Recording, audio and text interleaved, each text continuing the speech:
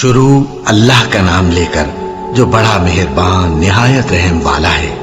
الف لام میم، یہ کتاب یعنی قرآن مجید، اس میں کچھ شک نہیں کہ اللہ کا کلام ہے، پرہیزگاروں کے لیے رہنما ہے، جو غیب پر ایمان لاتے اور آداب کے ساتھ نماز پڑھتے اور جو کچھ ہم نے ان کو عطا فرمایا ہے اس میں سے خرچ کرتے ہیں، اور جو کتاب اے پیغمبر تم پر نازل ہوئی اور جو کتابیں تم سے پہلے پیغمبروں پر نازل ہوئیں سب پر ایمان لاتے اور آخرت کا یقین رکھتے ہیں۔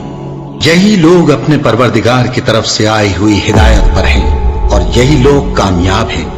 جو لوگ کافر ہیں انہیں تم نصیحت کرو یا نہ کرو ان کے لیے برابر ہے، وہ ایمان نہیں لانے کے۔ اللہ نے ان کے دلوں اور کانوں پر مہر لگا رکھی ہے اور ان کی آنکھوں پر پردہ پڑا ہوا ہے اور ان کے لیے بڑا عذاب تیار ہے۔ اور بعض لوگ ایسے ہیں جو کہتے ہیں کہ ہم اللہ پر اور روز آخر پر ایمان رکھتے ہیں، حالانکہ وہ ایمان نہیں رکھتے۔ یہ اپنے خیال میں اللہ کو اور مومنوں کو دھوکہ دیتے ہیں، مگر حقیقت میں اپنے سوا کسی کو دھوکہ نہیں دیتے اور اس سے بے خبر ہیں۔ ان کے دلوں میں کفر کا مرض تھا، اللہ نے ان کا مرض اور زیادہ کر دیا اور ان کے جھوٹ بولنے کے سبب ان کو دکھ دینے والا عذاب ہوگا۔ اور جب ان سے کہا جاتا ہے کہ زمین میں فساد نہ ڈالو تو کہتے ہیں کہ ہم تو اصلاح کرنے والے ہیں۔ دیکھو یہ بلا شبہ مفسد ہیں لیکن خبر نہیں رکھتے۔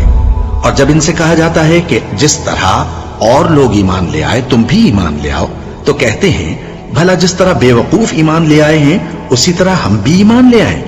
سن لو کہ یہی بے وقوف ہیں لیکن نہیں جانتے۔ اور یہ لوگ جب مومنوں سے ملتے ہیں تو کہتے ہیں کہ ہم ایمان لے آئے ہیں، اور جب اپنے شیطانوں میں جاتے ہیں تو ان سے کہتے ہیں کہ ہم تمہارے ساتھ ہیں، اور مسلمانوں سے تو ہم ہنسی کیا کرتے ہیں۔ ان منافقوں سے اللہ ہنسی کرتا ہے اور انہیں مہلت دیا جاتا ہے کہ شرارت و سرکشی میں پڑے بہک رہے ہیں۔ یہ وہ لوگ ہیں جنہوں نے ہدایت چھوڑ کر گمراہی خریدی، تو نہ تو ان کی تجارت ہی نے کچھ نفع دیا اور نہ یہ ہدایت یاب ہی ہوئے۔ ان کی مثال اس شخص کی سی ہے جس نے شب تاریک میں آگ جلائی، جب آگ نے اس کے ارد گرد کی چیزیں روشن کی تو اللہ نے ان لوگوں کی روشنی زائل کر دی اور ان کو اندھیروں میں چھوڑ دیا کہ کچھ نہیں دیکھتے۔ یہ بہرے ہیں، گونگے ہیں، اندھے ہیں کہ کسی طرح سیدھے رستے کی طرف لوٹ ہی نہیں سکتے۔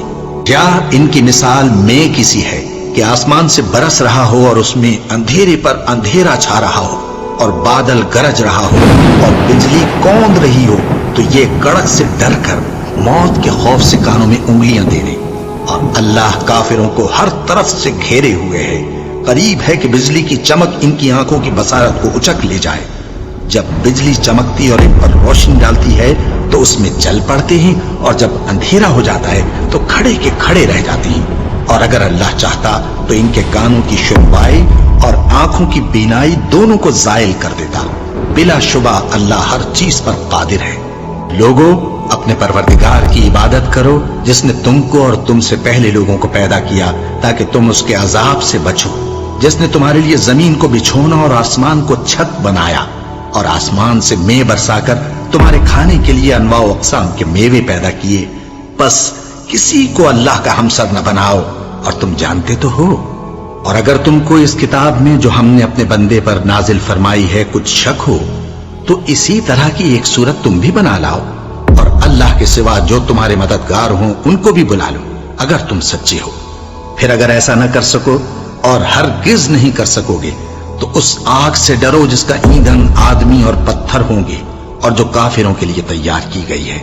اور جو لوگ ایمان لائے اور نیک عمل کرتے رہے ان کو خوشخبری سنا دو کہ ان کے لیے نعمت کے باغ ہیں جن کے نیچے نہریں بہہ رہی ہیں۔ جب انہیں ان میں سے کسی قسم کا میوہ کھانے کو دیا جائے گا تو کہیں گے یہ تو وہی ہے جو ہم کو پہلے دیا گیا تھا، اور ان کو ایک دوسرے کے ہم شکل میوے دیے جائیں گے، اور وہاں ان کے لیے پاک بیویاں ہوں گی اور وہ بہشتوں میں ہمیشہ رہیں گے۔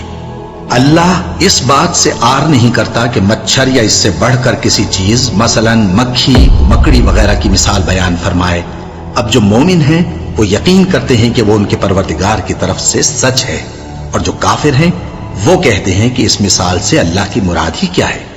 اس سے اللہ بہتوں کو گمراہ کرتا ہے اور بہتوں کو ہدایت بخشتا ہے، اور گمراہ بھی کرتا ہے تو نافرمانوں ہی کو۔